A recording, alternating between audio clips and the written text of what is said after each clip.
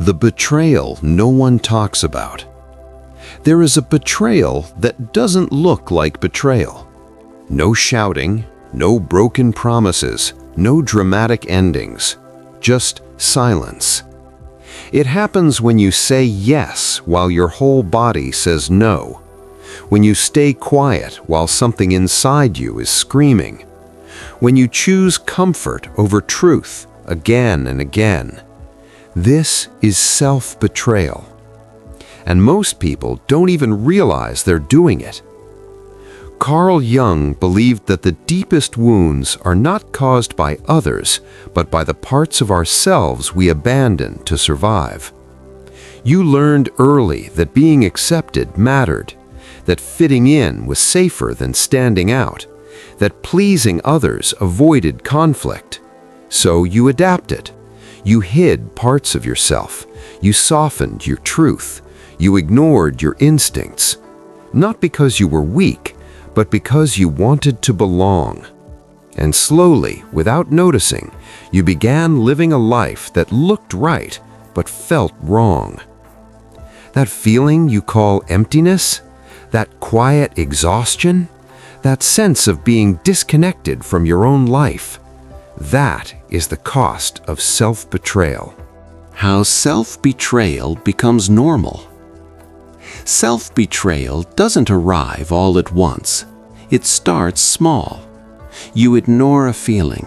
You suppress a thought. You silence a reaction. Just this once, you tell yourself.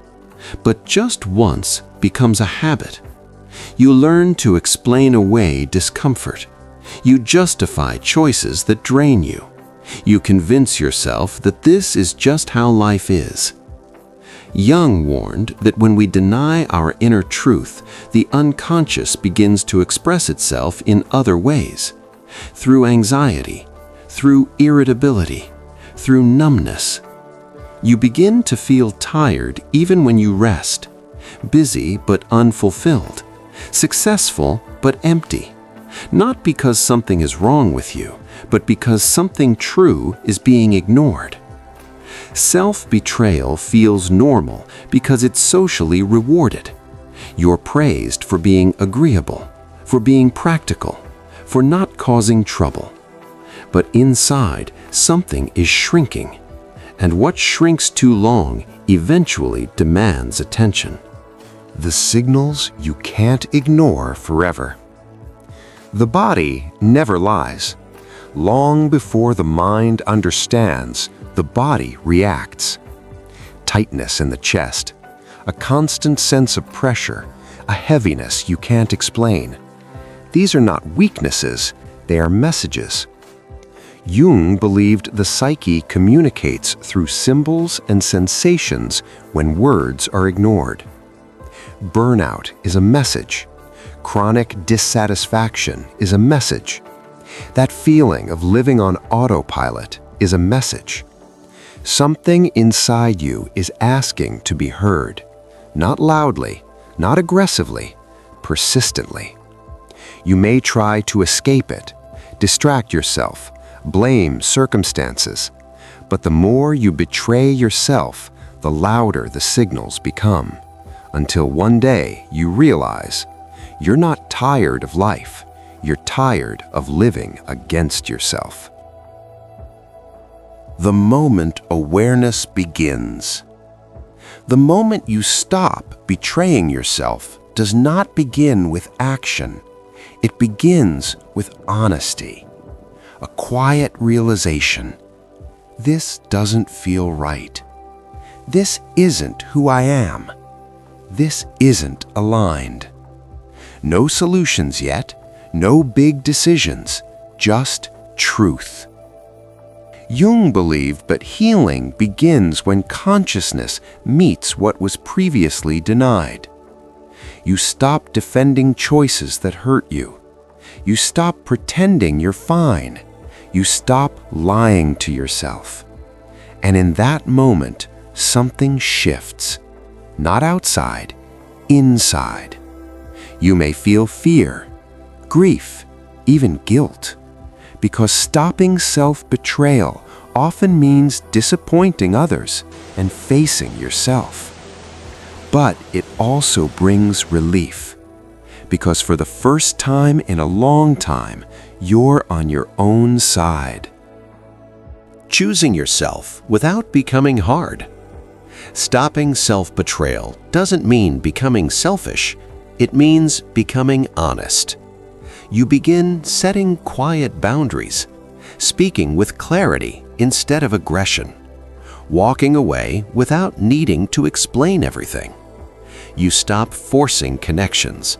You stop chasing validation. You stop proving your worth, not because you're cold, but because you're aligned.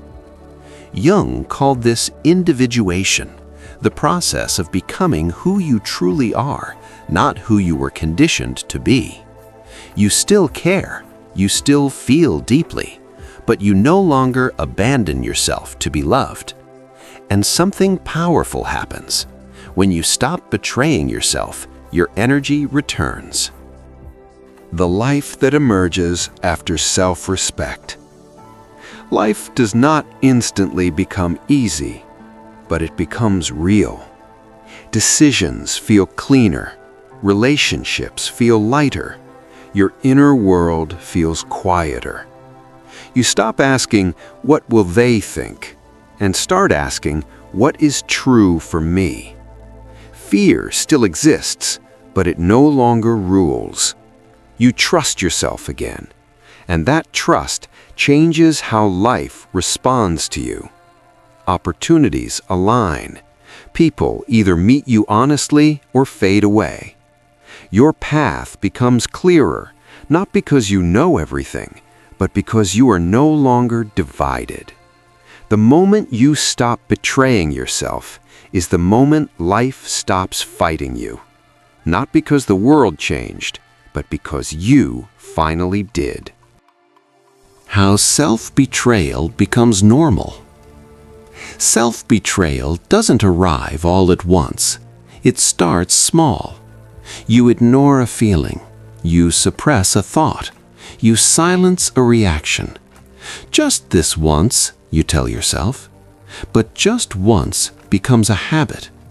You learn to explain away discomfort. You justify choices that drain you. You convince yourself that this is just how life is. Jung warned that when we deny our inner truth, the unconscious begins to express itself in other ways. Through anxiety, through irritability, through numbness. You begin to feel tired even when you rest, busy but unfulfilled, successful but empty. Not because something is wrong with you, but because something true is being ignored. Self-betrayal feels normal because it's socially rewarded. You're praised for being agreeable, for being practical, for not causing trouble. But inside, something is shrinking, and what shrinks too long eventually demands attention.